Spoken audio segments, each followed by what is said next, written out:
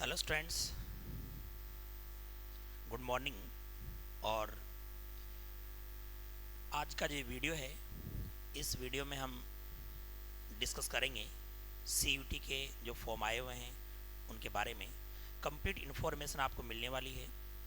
क्या उसकी फ़ीस है, कौन कौन से सब्जेक्ट से हम सीयूटी का एग्ज़ाम दे सकते हैं, उसके द्वारा हम कहाँ पर एडमिशन लेंगे, वो सारी इन्फॉर्मेशन आपको इस वीडियो में मिलेगी। तो सबसे पहले हम यहाँ पर ये डिस्कस करेंगे कि सीयूटी होता क्या है। सीयूटी जो नाम है, इस सीयूटी नाम का मतलब क्या है? तो बच्चों, सीयूटी एक एग्ज़ाम का नाम है। यहाँ पर जो एग्ज़ाम है ये है एक कॉमन यूनिवर्सिटी एंट्रेंस टेस्ट।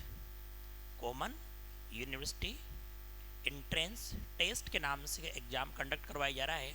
और ये एग्ज़ाम है अंडर ग्रेजुएट, यानी कि जो बच्चे 12वीं के बाद बीएससी में एडमिशन लेना चाहते हैं, बीए में एडमिशन लेना चाहते हैं, उन बच्चों के लिए एग्ज़ाम है। ये एग्ज़ाम कौन से स्ट्रीम के बच्चे दे सकते हैं? तो ये एग्रीकल्चर वाले बच्चे, साइंस वाले बच्चे, बायोमैथ्स वाले, इसके अलावा आर्ट्स वाले बच्चे, यानी सभी स्ट्रीम के जो बच्चे हैं उनके लिए एग्ज़ाम होता है। तो यहाँ पर बच्चों हमने बात करी कि ये जो सीयूटी है, ये सीयूटी उन बच्चों के लिए एग्ज़ाम है जो अभी 12th में एग्ज़ाम देंगे या 12th पास कर चुके हैं। उन बच्चों के लिए फॉर्म आए हुए हैं। तो ये अंडर ग्रेजुएट प्रोग्राम है और इस एग्ज़ाम से सेंट्रल की जो यूनिवर्सिटीज़ है, जैसे कि आपने नाम सुना होगा, एग्रीकल्चर वाले जो बच्चे हैं आईसीआर के जो कॉलेज है उनमें पढ़ना चाहते हैं, यूनिवर्सिटी में पढ़ना चाहते हैं, तो उनको ये एग्ज़ाम देना है। जो बच्चे बीएचयू में एडमिशन लेना चाहते हैं उनको भी ये एग्ज़ाम देना होगा। तो सीयूटी के माध्यम से ही हम आईसीआर में जा सकते हैं, बीएचयू में जा सकते हैं। अब हम बात करेंगे इसके जो फॉर्म हैं वो कब स्टार्ट हो रहे हैं भरना और कब तक ये फॉर्म भरेंगे और एग्ज़ाम की डेट क्या है। तो सबसे पहले हम देखें कि इसके जो फॉर्म है वो ऑनलाइन भरे जा रहे हैं। उसकी वेबसाइट भी हम आपको बताएंगे कौन सी वेबसाइट से फॉर्म भरेंगे।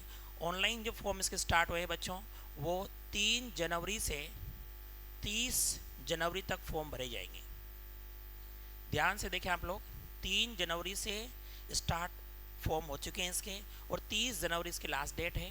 और एग्ज़ाम की जो डेट है वो भी इन्होंने अनाउंस कर दी है। एग्ज़ाम की डेट रहेगी 11 से 31 मई। यानी अपन यूँ कह सकते हैं कि एग्ज़ाम की डेट मई में है। 11 मई से लेकर के 31 मई के बीच में अलग अलग सब्जेक्ट वाइज ये एग्ज़ाम होते हैं। सीबीटी टेस्ट है, कंप्यूटर बेस्ड टेस्ट होते हैं। और इसके जो एग्ज़ाम की डेट है वो मई में है। फॉर्म जनवरी में स्टार्ट हो चुके हैं। अभी 3 तारीख से लेकर के 30 जनवरी तक इसके फॉर्म भरे जाएंगे। तो ये तो बात होगी अपने फॉर्म की। अब हम बात करेंगे कि इसमें एक स्टूडेंट जो है कितने सब्जेक्ट जो है वहाँ पर भरेगा फॉर्म के अंदर। तो बच्चों यहाँ पर देखो, एक जो स्टूडेंट है वो मैक्सिमम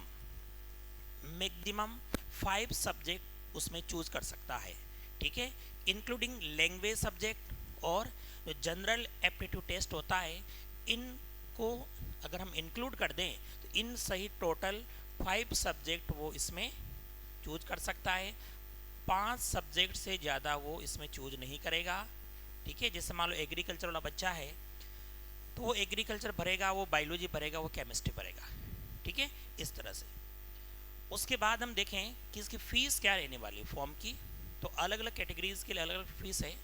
जनरल कैटेगरी का कोई बच्चा है तो जनरल कैटेगरी के बच्चे के लिए अगर वो 3 सब्जेक्ट चूज़ करता है, जैसे अभी मैंने कहा एग्रीकल्चर, बायोलॉजी और केमिस्ट्री, अगर वो 3 सब्जेक्ट बढ़ता है तो उसकी फ़ीस लगने वाली है 1000 रुपये।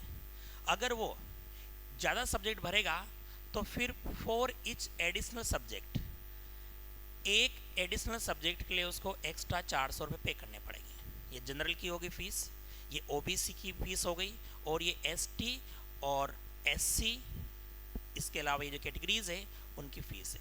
तो ये तो हो गई आपकी फ़ीस।